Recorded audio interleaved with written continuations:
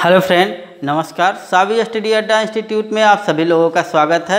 और हम लोग इंग्लिश ग्रामर का अध्ययन कर रहे हैं, जिसके अंतर्गत टेंस का अध्ययन कर रहे हैं। और आज का टॉपिक है प्रेजेंट परफेक्ट कंटिन्यूअस टेंस का नेगेटिव सेंटेंस। पिछली वीडियो में आप लोग प्रेजेंट परफेक्ट कंटिन्यूअस का अफर्मेटिव सेंटेंस के बारे में जाने, और आज हम नेगेटिव सेंटेंस यानी उसका दूसरा प्रकार हम लोग अध्ययन करेंगे। तो सबसे पहले मैं एक बार फिर से इसकी पहचान के बारे में अवगत कराना चाहूँगा। इसकी पहचान होती है किसी भी हिंदी वाक्य के अंत में रहा है, रही है, रहे हैं और उसमें समय भी दिया हो तो वह प्रेजेंट परफेक्ट कंटिन्यूअस टेंस का वाक्य होता है। इसमें समय होता है और कार्य जारी भी रहता है। तो आइए प्रेजेंट परफेक्ट टेंस के कंटिन्यूअस का नेगेटिव सेंटेंस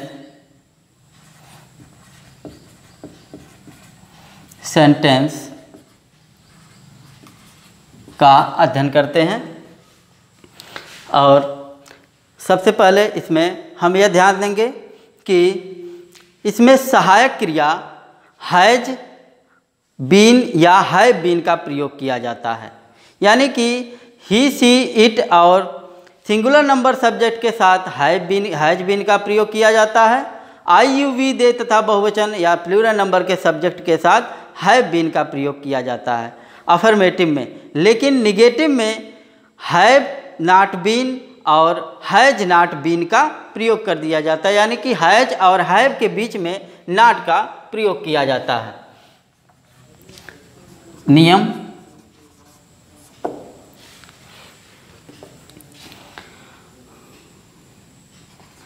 इसमें सहायक क्रिया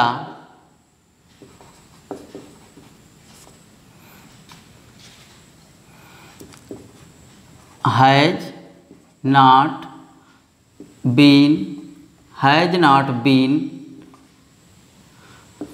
तथा हैव नॉट बीन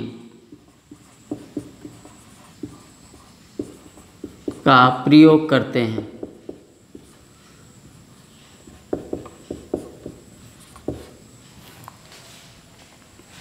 एक बार फिर से, हैज नॉट बीन और हैव नॉट बीन का प्रयोग has not been I he she it या सिंगुलर नंबर के सब्जेक्ट के साथ हैज नॉट बीन का प्रयोग करते हैं। ही सी इट या सिंगुलर नंबर के सब्जेक्ट के साथ हैज बीन का प्रयोग करते हैं।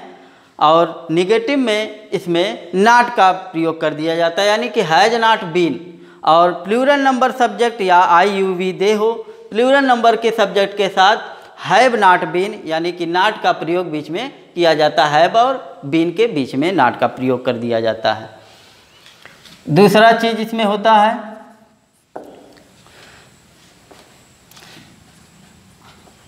मुख्य क्रिया यानी मेन वर्ब क्रिया का पहला रूप लिखते हैं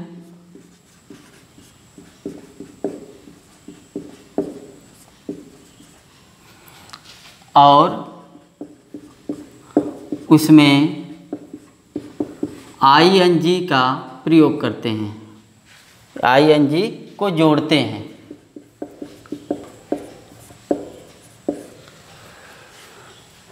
इसमें मुख्य क्रिया का पहला रूप और उसमें आईएनजी को जोड़ दिया जाता है।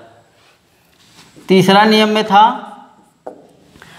समय के लिए, यानी कि जब निश्चित समय रहता है तो सिंस का प्रयोग करते थे और अनिश्चित समय के लिए फॉर का प्रयोग करते हैं। तो वह नियम इसमें भी लागू होता है। निश्चित समय के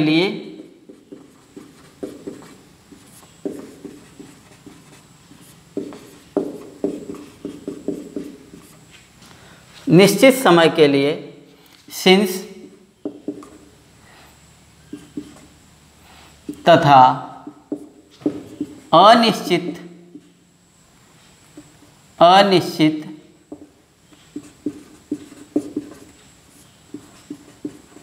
समय के लिए फॉर का प्रयोग करते हैं।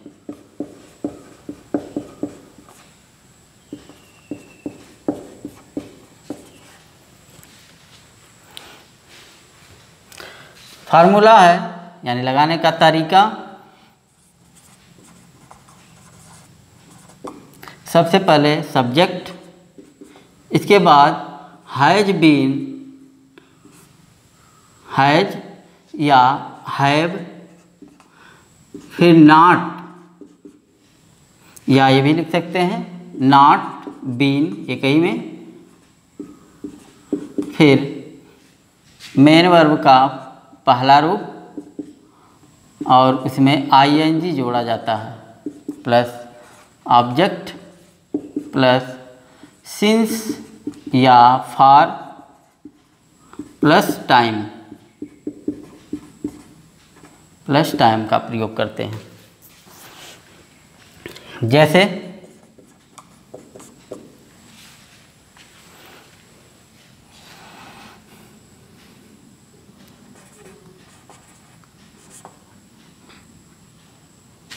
यह अध्यापक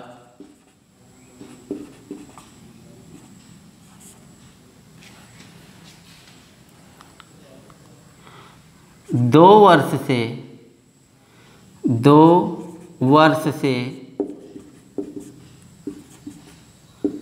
अंग्रेजी नहीं पढ़ा रहे हैं।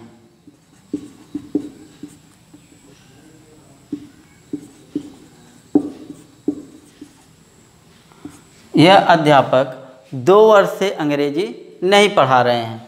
तो यहाँ पर सब्जेक्ट है this teacher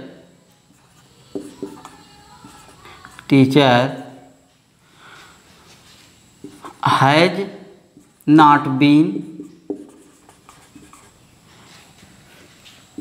teaching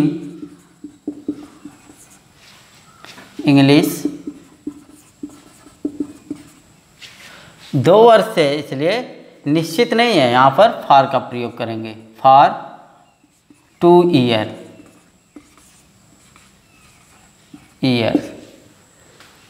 this teacher has not been teaching English for 2 years. एक और एग्जाम्पल, वे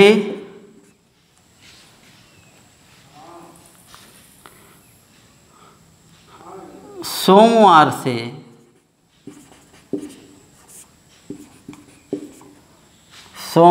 से विद्यालय नहीं जा रहे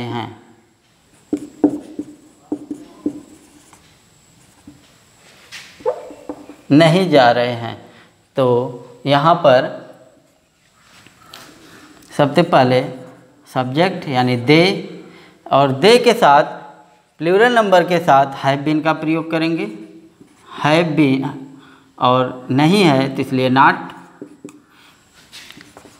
हैव नॉट बीन।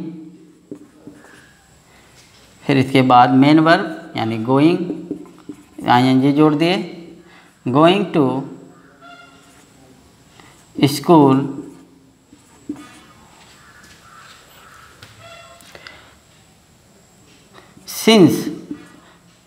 सिंस है क्योंकि सोमवार है, निश्चित होता है, सिंस मंडे।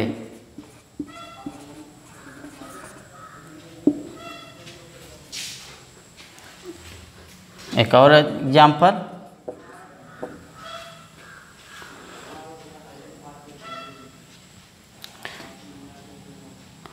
वह 4 महीने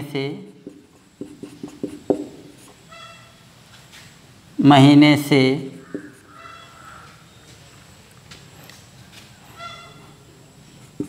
दिल्ली में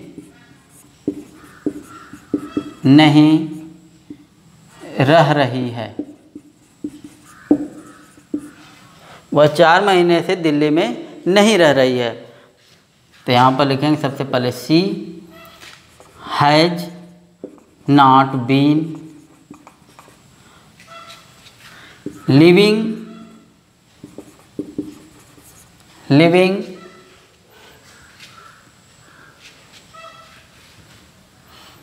इन दिल्ली फॉर 4 months।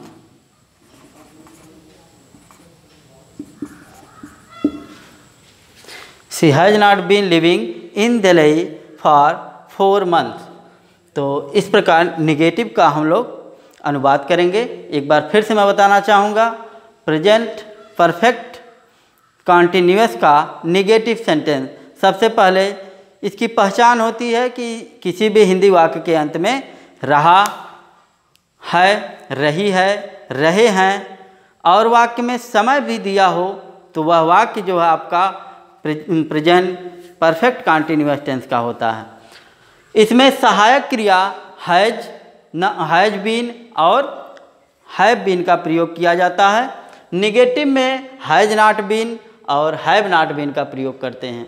इसमें मुख्य क्रिया का पहला रूप लिखते हैं और उसमें आईएनजी जोड़ते हैं। निश्चित समय के लिए सिंस का प्रयोग करते हैं और अनिश्चित समय के लिए फॉर का प्रयोग करते हैं। तो आज के लिए बस इतना ही। कल मिलते हैं नेक्स्ट टॉपिक के साथ। तब तक के लिए धन्यवाद।